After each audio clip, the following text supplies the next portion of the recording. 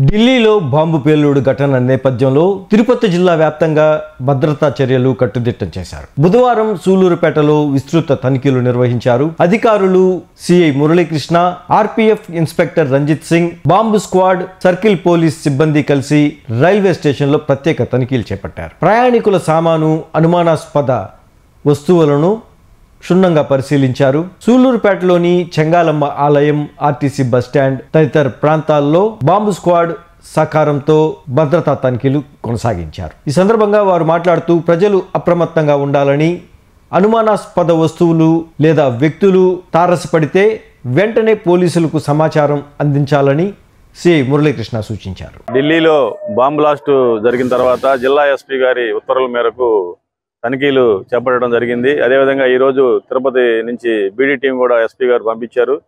Beedi team తీసుకొని railway స్టేషన్లో ఉన్నటువంటి పార్కింగ్లు, ద్విచక్ర వాహనాలు, కార్ పార్కింగ్, అదేవిధంగా ప్రయాణికుల లగేజీ అన్ని కూడా తనిఖీ చేయడం జరిగింది. అదేవిధంగా రద్దీగా ఉండే ప్రదేశాలు అంటే బస్టాండు, చెంగాలమ్మ టెంపుల్ ఇట్లాంటి ప్రదేశాలు ఇవన్నీ కూడా ఈ రాబోయే రోజుల్లో ఆకస్మికంగా తనిఖీ చేయడం జరుగుతుంది.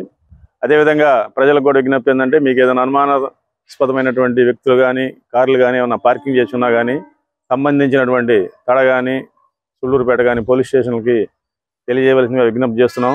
ఈ యొక్క చెకింగ్ అనేది ఇది రాబోయే రోజుల్లో నిరంతరం కొనసాగుతూ ఉంటుంది. అదేవిధంగా తడ బోర్డర్లో కూడా చెన్నై నుంచి వచ్చే వాహనాలను కూడా 24 hours చెకింగ్ చేయడం జరుగుతుంది. ఈ విధంగా ఈ ఎస్పీ గారి ఉత్తర్వుల మేరకు ఈ విధంగా అన్ని తనిఖీలు చేయడం జరిగింది. ఈ రోజు రైల్వే స్టేషన్ అయింది. ఇప్పుడు బస్ స్టాండ్, అదేవిధంగా చెంగాలమ్మ టెంపుల్ సాయంత్రం, ఉదయం రద్దీగా ఉన్న ప్రదేశాల్లో